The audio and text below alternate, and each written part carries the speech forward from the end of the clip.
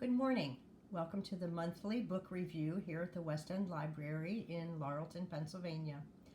I'm going to be reviewing an author that I had reviewed in November of 2020, David Rosenfeld.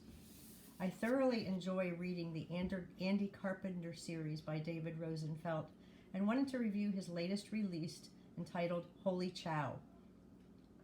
As usual, dogs are ever present in the Andy Carpenter series of books, and being a dog lover and myself having been involved in dog rescue in the past, his portrayal of a dog rescue facility and the fact that the author does in fact rescue dogs makes David Rosenfeld's work a winner with me.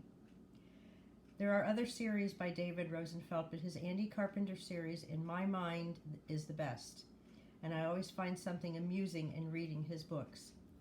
Andy Carpenter is a self-retired lawyer, at least that's how he sees himself, due to his having inherited a great amount of money from his father, which is pursued in his first book in the series, Open and Shut. An individual who had adopted a rescue dog from the Tara Foundation the previous year contacts Andy Carpenter about his being able to find a home for her chow named Lion, if something were to happen to her. The individual who rescued Lion is in her 60s, and Lion is also an older dog. Of course, Andy said he would look after Lion and find him a new home if needed.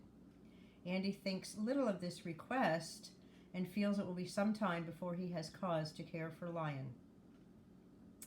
And Andy is called to the reading of a will and finds out that Rachel, the woman who had adopted Lion, had passed away, and is hoping that her nephew Tony will be taking possession of Lion.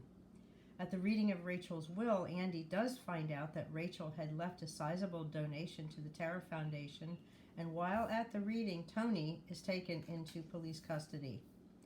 Apparently, what had seemed as a natural cause of death has been determined to be murder, and because her nephew had been staying at her home, he is the most likely suspect. In addition, when the coroner discovers what chemical caused Rachel's heart attack, traces of the chemical were found in Tony's car and bedroom.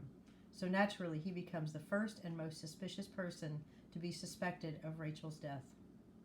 Also unveiled at the reading of the will was the fact that Rachel was a very wealthy woman. Because Andy does not need to work nor want to work as a lawyer, he is always being drugged back into representing someone. He agrees to defend Tony in trial and begins the process of discovery evidence to prove Tony's innocence. Along with proving Tony's innocence, Andy unveils that things were not so perfect at the company that Rachel's deceased husband had run, and she had been concerned about some mismanagement and possibly illegal practices taking place. In the Andy Carpenter series, the characters are always enjoyable, and the witty bantering back and forth between the characters is always a joy. Please take the time, if you like murder mysteries with a fun atmosphere to them, to give David Rosenfeld's Andy Carpenter series a try.